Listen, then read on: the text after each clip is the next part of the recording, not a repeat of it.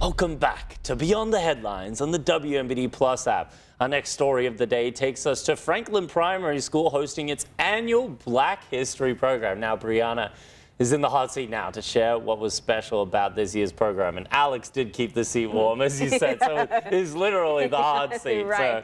So what was this program all about? Okay, so it's their annual Black History program. They've had it for at least around 10 years. Franklin Primary School is a K-4 school. And so students were doing like poetry, singing songs. They really enjoyed Michael Jackson's Man in the Mirror. The kids really enjoyed that. That's some good taste. And so as you can see, I was the keynote speaker today. Now this is the first year that they had a keynote speaker, so I was honored when I found that out after the fact. Wow. I was definitely nervous. Because you just never know with kids. You know, you got to keep their attention span just right. You know, you have to be engaging. Kids are very hard to entertain. They're a tough crowd. Yeah. Tough crowd. But they were engaging. They engaged with me. Like I said, they sang songs. They did skits. And the entire school throughout the hallway had different projects that they had been working on throughout the month.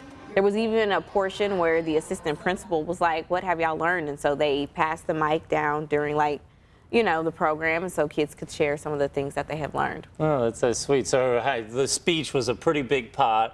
How did you format your speech? Okay, so I have had them reciting we did like a callback of "I Am Somebody," which actually, ironically, Reverend Jesse L. Jackson passed away about a couple weeks ago, and today, started the viewing process.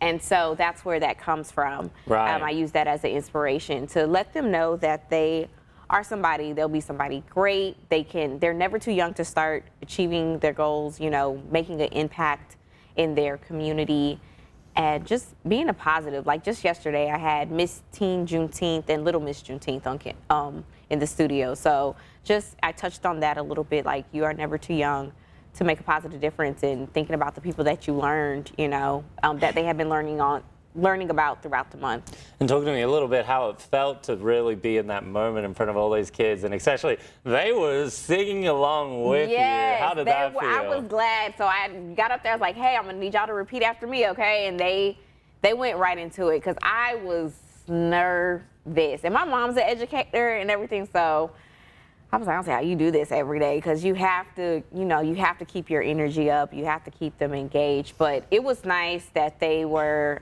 we opened and closed with the poem, so with them reciting the poem with me. So it was really nice.